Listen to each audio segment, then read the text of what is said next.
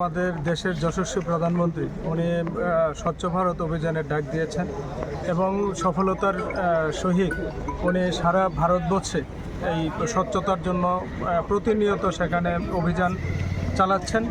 আমাদের রাজ্যের মাননীয় মুখ্যমন্ত্রী উনিও আমাদের এই রাজ্যকে স্বচ্ছ করার জন্য আহ্বান জানিয়েছেন। মাননীয় মুখ্যমন্ত্রী প্রফেসর ডক্টর মানিক সাহাজিও প্রতিনিয়ত আমাদের স্বচ্ছতার উপর জোর দিয়েছেন।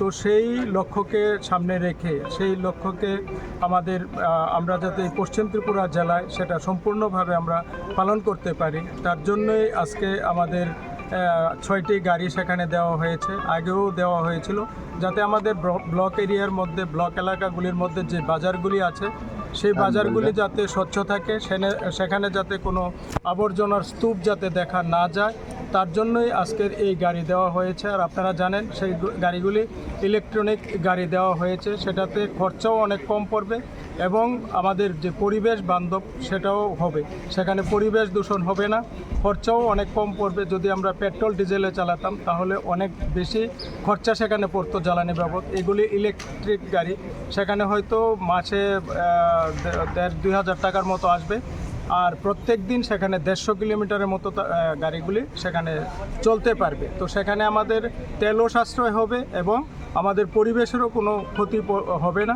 তো আমাদের পশ্চিম ত্রিপুরা জেলা, আমাদের ডিএম সাহেব, আমরা পশ্চিম ত্রিপুরা জেলা পরিষদ এবং আমাদের যে বিভিন্ন ব্লকগুলি আছে, আমরা সর্বদাই সেখানে সচেষ্ট আছি আমাদের এই জেলাকে, আমাদের এই জেলা পরিষদ এরিয়াকে কিভাবে আমরা আরও বেশি করে স্বচ্ছ করতে পারি, কিভাবে আমরা আবর্জনা মুক্ত একটা পরিবেশ আমরা সেখানে মানুষকে উপহার দিতে পারি, তার জন্যই আজকের এই গাড়ি বিতরণ কর্মসূচি।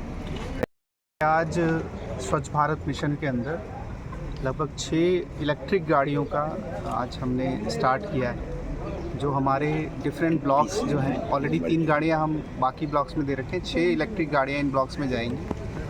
जो बाज़ारों के अंदर कूड़ा इकट्ठा होता है और ख़ासकर जो कूड़ा सड़कों पे दिखता है, उनकी सफाई के लिए और एक स्वच्छ वातावरण के लिए ये किया गया है।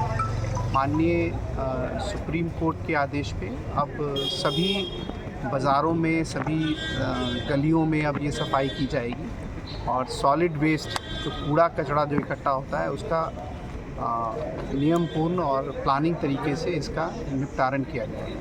इसी उपलक्ष्य में ये हमने नए जो गाड़ियाँ हमारे ब्लॉक्स को दी गई हैं और मुझे उम्मीद है कि ब्लॉक डेवलपमेंट ऑफिसर्स और आम नागरिक इस सुविधा का जो सरकार की तरफ से दिया गया है, इसका अच्छे से इस्तेमाल करेंगे। कितना कॉस्ट? ये लगभग 11 लाख की एक गाड़ी है, 35 किलोवाट इसका बैटरी लाइफ है और एक चार्ज में 150 किलोमीटर तक ये सफ़र कर सकती है। और अभी हम लोगों के प्लान में और है, इसकी अगर ज़रूरत और महसूस की गई तो और भी इस तरह की गाड़ियाँ हम लीड ब्लॉक ऑफिसेस में देंगे। Thank you.